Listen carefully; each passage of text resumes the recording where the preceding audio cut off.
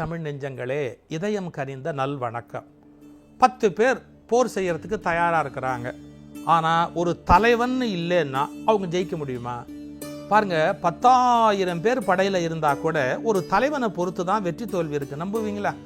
Napoleon என்ன பண்ணுவாராம், தன்னுடைய படையை பார்த்து இங்கே எவ்வளோ பேர் இருக்கிறாங்க எண்ணுங்க அப்படின்பாராம். எண்ணிட்டு யாராவது ஒருத்தர் 1000 அப்படின்னு சொன்னால் என்ன சேர்த்தியான்னு கேட்பாராம். ஆமாங்க, உங்களையும் சேர்த்தோன். நீங்கள் 1000ன்னு சொன்னால் என்னை 1ன்னு சொல்லக்கூடாது, 1000ன்னு சொல்லணும் பாரம். நீங்கள் 1000 பேரும் சமம், நான் ஒரு ஆள் 1000 பேருக்கு சமம் அப்படின்னு. அது கர்வம் இல்லை. ஒரு தலைவன் என்பவன் அந்த முழு படைக்கும் நிகரான ஒரு பெரிய தலைவன். சரியான ஒரு தலைவன் அமையலைன்னா வெற்றி பெற முடியுமா? முடியாது. ஒரு ராஜா சாக போகிற போது பிள்ளையை கூப்பிட்டு 2 நாணயத்தை கொடுத்தார். அந்த நாணயத்தில் பார்த்தா 2 பக்கமுமே பூ இருந்தது, அதே மாதிரி இன்னொரு நாணயத்தில் 2 பக்கமுமே தலை இருந்தது. இது என்னப்பா அப்படின்னா, நம்ம படை வீரர்கள்லாம் ரொம்ப கெட்டிக்காரங்கடா, ஆனால் சண்டை போடுறதுக்கு முன்னாடி சாமி உத்தரவு கேட்கலாம் அப்படின்பா. நான் அதுக்காகவே ஒரு காய் வச்சிருக்கிறேன். தலை விழுந்தா சண்டை அப்படின்னா இந்த தலை இருக்கிற காயை எடுத்து சுண்டுவேன், 2 பக்கமுமே தலை விழும். அது மாதிரி பூ இருந்தால் சண்டை இல்லை அப்படின்னு முடிவாச்சுன்னா நான் பூ இருக்கிற காயை எடுத்து சுண்டுவேன். அப்போ என்ன ஆகும்? கண்டிப்பாக சண்டை இல்லாமல் போகும். எனக்கு என்ன வேணுமோ அதை நான் என் வீரர்களை செய்ய வைப்பேன்னாராம். அப்போ ஒரு தலைவன் புத்திசாலியாக இருந்தால் ஒரு மிகப்பெரிய படையையே வேலை வாங்க முடியும். தலைமை தான் ஒரு மிகப்பெரிய வெற்றிக்கு காரணம். ஒரு சின்ன கதை பாருங்களேன். நீலை மக்கள் சால உடைத்தேனும் தானே தலை மக்கள் இல்வழியில்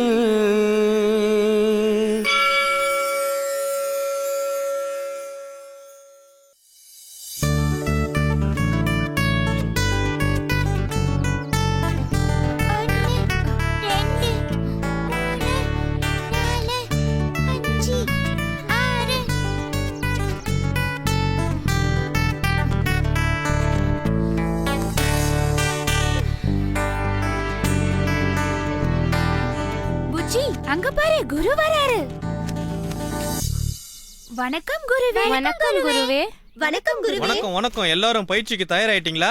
தயார் குருவே. ஜெர்ரி, நீ இங்க தான் இருக்கியா? ஆமாம் குருவே. என்ன செய்யணும் சொல்லுங்க. சொல்லுங்க குருவே. நாம இன்னைக்கு ரொம்ப கடினமான பயிற்சி எல்லாம் செய்ய போறோம். இந்த பயிற்சி எல்லாம் செய்ய முதல்ல நாம மனசை எந்த சிந்தனையும் இல்லாம ஒருநிலைப்படுத்தணும். ஒரு நிலைனா என்ன குருவே? ஜெர்ரி, உனக்கு தெரியலையா? ஆமா குருவே. ஒரு நிலைனா என்ன குருவே? ஒரு நிலைனா நாம செய்யற வேலையில முழுமையான கவனம் செலுத்துறது தான். இப்ப புரிஞ்சுதா உங்களுக்கு? புரிஞ்சது குருவே. சரி சரி, அமைதி. இப்ப நான் பயிற்சிக்கு சில விஷயங்களை தயார்படுத்த போறேன். அது வரைக்கும் நீங்க அமைதியா இருக்கணும்.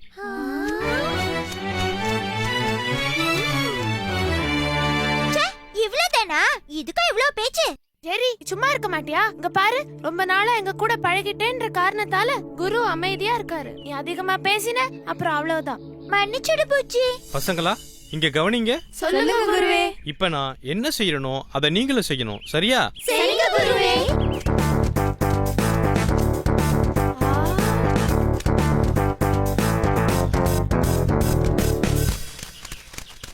இப்ப பாத்தீங்க இல்லையா? இதே மாதிரி தான் நீங்களும் செய்யணும். என்னால முடியாது. முதல்ல யார் செய்ய போறா? நான் தயார் குருவே. நல்லது புஜ்ஜி, உன்னை பாராட்டுறேன். நீ கவனமா செய்யணும். சரிங்க குருவே.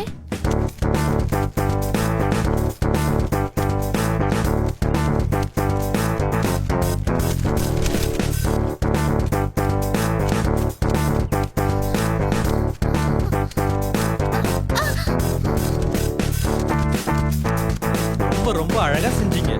சில பேர் பயிற்சியில பதட்டமா இருந்தீங்க, இருந்தாலும் நல்லபடியா முடிச்சீங்க. என்னுடைய பாராட்டுகள். இப்ப நாம இந்த அடர்ந்த மரங்களுக்கு நடுவிலே நுழைஞ்சி எங்கேயும் மாட்டிக்கொள்ளாம வெளியே வர்றது எப்படி செய்து காட்ட போறேன். மிகவும் கவனமா பாருங்க.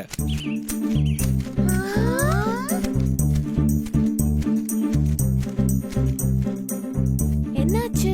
இன்னும் குருவை காணுமே. வாங்க எல்லாரும் போய் பாப்போம்.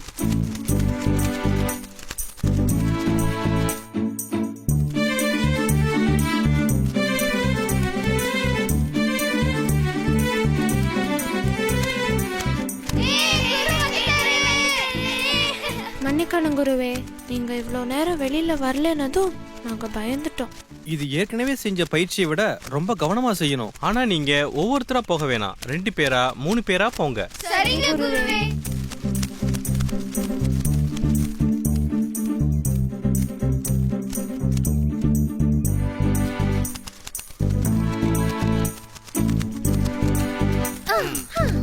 உங்களை போல மாணவர்கள் கிடைக்க நான் கொடுத்து வச்சிருக்கணும். இல்ல குருவே, நாங்க தான் உங்களை மாதிரி குரு கிடைக்க கொடுத்து வச்சிருக்கணும். நீங்க எல்லாம் கொஞ்சம் ஓய்வெடுங்க, அதுக்கப்புறம் பயிற்சியை துவங்கலாம்.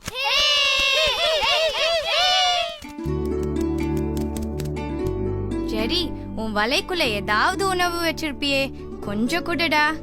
வலைக்குள்ள உணவு இருந்தா நான் ஏன் வெளியில வந்து கஷ்டப்பட போறேன்? என்ன மாணவர்களே, தயாரா? தயார் குருவே.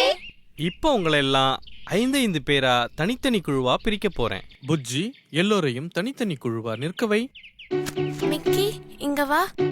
1 2 3 4 5 நீங்க ஒரு குழு. டிக்கி இங்க வா. 1 2 3 4 5 நீங்க ஒரு குழு. சரியா? என்ன புஜ்ஜி, தயாரா? தயார் குருவே. இப்ப நீங்க நான் சொல்றத நல்லா கவனிக்கணும். குழுக்களா இருக்கிற நீங்க இந்த மரக்கிளைகள்ல கூடு கட்டணும். எந்த குழு சீக்கிரமாகவும் அழகாகவும் கூடு கட்டுதோ அந்த குழு தான் வெற்றி பெற்றதாக அர்த்தம். என்ன, தயாரா? தயார் குருவே. 1 2 3.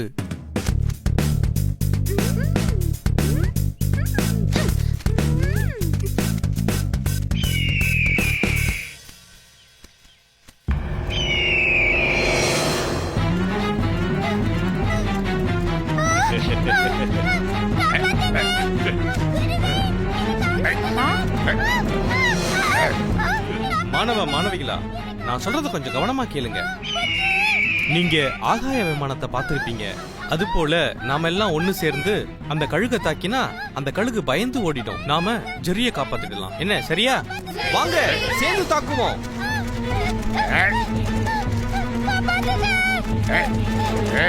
தயாரா? விமானம் கீழே இறங்குற மாதிரி எல்லாரும் கழுகை தாக்குவோம். வாங்க. விடாதீங்க, விடாதீங்க, தாக்குங்க. அப்படித்தான். குருவே, ரொம்ப நன்றி குருவே. உங்களுக்கும் உங்க கூட்டத்துக்கும் நான் எப்படி நன்றி சொல்றதுன்னு தெரியல குருவே. என்ன ஜெரி, நாங்க உன் நண்பர்கள், உன்னை எப்படி ஆபத்துல விடுவோம்? ஜெரி, கூட பெரியவங்க இல்லாம இப்படி தனியா வரக்கூடாது. என்ன?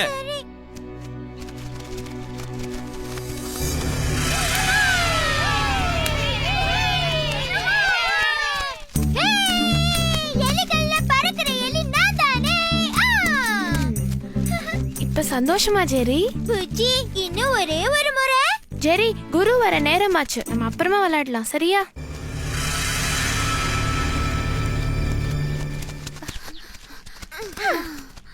என்ன புச்சி, எங்களுக்கு முன்னாடியே வந்துட்டியா? ஆமா, என்ன இன்னும் குருவை காணோம்? தெரியலையே.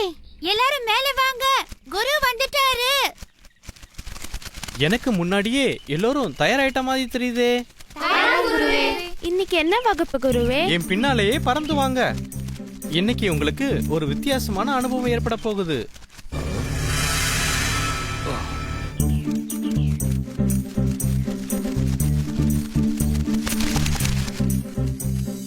ஐயோ, எவ்வளவு தானியம்! நாம இந்த தானியத்தெல்லாம் தின்னுட்டு அதுக்கப்புறமா போலாம். புச்சி, வேணாண்டா. அம்மு, நமக்கு எதுவும் ஆகாது. ஏன்னா நம்ம கூட நிறைய பேர் இருக்காங்க. அப்ப குருவுக்கு சொல்லலாமா? குரு அதுக்கு ஒத்துக்க மாட்டாரு. அவர் எங்க போறாருன்னு எனக்கு தெரியும். நாம இந்த தானியத்தெல்லாம் தின்னுட்டு அதுக்கப்புறமா போலாம். என் கூட வர்றவங்க எல்லாம் வரலாம்டா.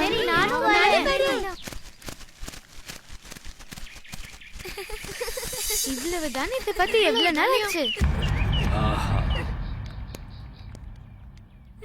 இன்னைக்கு நல்ல வேட்டைதான். இவ்வளவு நல்ல உணவை தவற விட பாத்தீங்களே. ஆமா ஆமா புஜ்ஜி. அம்மு, இன்னும் சில பேரை காணுமே. ஆமா. என்ன, காணோமா? உடனே புறப்படுங்க. என்னாச்சுன்னு போய் பாப்போம்.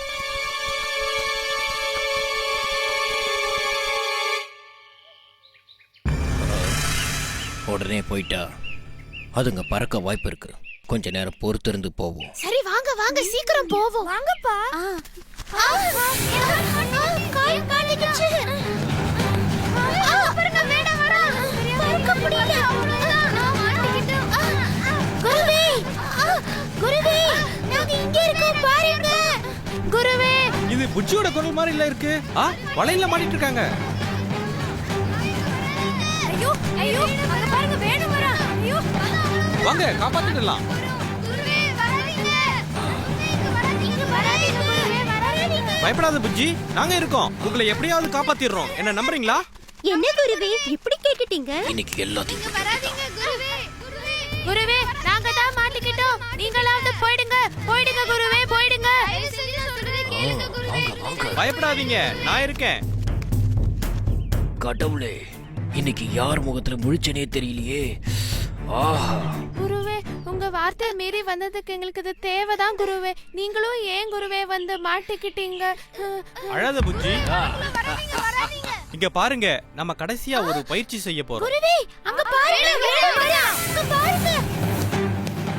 நாம ஒட்டுமொத்தமா நம்ம பலம் முழுவதையும் பயன்படுத்தி இந்த வலையோட பறக்க போறோம். மனசை ஒருநிலைப்படுத்துங்க. தயாரா? 1 2 3. இதை விட பெரிய விஷயங்கள்லாம் செஞ்சிருக்கீங்க. உங்களால முடியும். உங்களால பறக்க முடியும். பறங்க. வேகமா பறங்க. வேகமா பறங்க. இன்னும் கொஞ்சம் தூரம் தான்.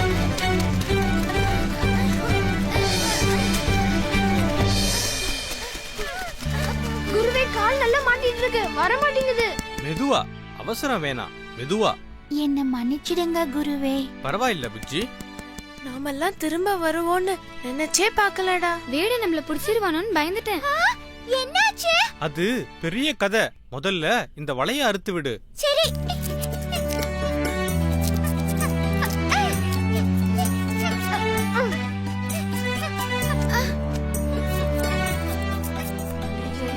நன்றி ஜெரி. ரொம்ப நன்றி ஜெரி. நன்றி ஜெர்ரி. என்ன குருவே இது? எனக்கு போய் நன்றி சொல்றீங்க? எங்களை வலையில இருந்து காப்பாத்தினதுக்கு ரொம்ப நன்றி ஜெரி. புச்சி அம்மோ, நீங்க எல்லாரும் என்னதான் உறுதியான வீரர்களா இருந்தாலும் உங்க எல்லாரையும் திறமையா வழிநடத்தி சென்ற உங்க குருவால தான் வெற்றி பெற முடிஞ்சது. முடிந்ததா? இன்னும் இருக்கா? குரு வாழ்க! குரு வாழ்க! குரு வாழ்க! அடுத்த பயிற்சிக்கு தயாரா? தயார் குருவே. படைமாட்சி என்ற அதிகாரத்திலே நிலை மக்கள் சால உடைத்து எனினும், நிலை மக்கள்லாம் நிலை நின்று சண்டை செய்யக்கூடிய மக்கள், சாலனா நிறைய நிறைய போர் வீரர்கள் ஒரு தலைவனுடைய கையில் இருந்தாலும் ஜெயிக்க முடியுமா? முடியாது. எப்ப முடியாது? தானே தலைமக்கள் இல்வழியில். தானேனா உங்களுக்கு தெரியும், சேனை. தலைமக்கள் இல்வழியில்னா தலைவன் சரியானபடி இல்லாத போது ஜெயிக்க முடியாது. ஒரு வேடிக்கையான சம்பவம் சொல்லுவாங்க. நெப்போலியன் மிகப்பெரிய தலைவர்னு சொல்லினேன். இந்த நெப்போலியனை வீழ்த்திட்டா இந்த படையை பிடிச்சிடலான்னு முடிவு பண்ண எதிர்த்தரப்பு என்ன பண்ணாங்களா, ஒரு 40-50 பூனையை கொண்டு வந்து போர்க்களத்துக்குள்ள விட்டுட்டாங்களாம். நீங்க நம்புனா நம்புங்க. அவ்வளவு பெரிய உலக வீரன் நெப்போலியனுக்கு பூனைன்னா பயம். அவன் சின்ன வயசுல தூங்கும்போது பூனை அவன் முகத்துல அரைஞ்சிருச்சு. அதனால பூனையை கண்டா அவனுக்கு பயம். இதை தெரிந்து வைத்துக் கொண்டு எதிரி தலைவன் என்ன பண்ணிட்டா, பூனையை கொண்டு வந்து போர்க்களத்துல விட்டான். நெப்போலியன் பயந்தான் பாருங்க. படை முழுக்க அப்படியே சரண்டர் ஆகி போச்சு. அப்போ தலைவன் சரியில்லை என்றால் அந்த மிகப்பெரிய படை ஆபத்துக்கு உள்ளாகும். நிலை மக்கள் சால உடைத்து எனினும் தானே தலைமக்கள் இல்வழி இல். தலைவன் சரியில்லை என்றால் ஒரு தானையால் ஜெயிக்க முடியாது. நிலை மக்கள் சால உடைத்தெனினும் தானே தலைமக்கள் இல்வழியில்.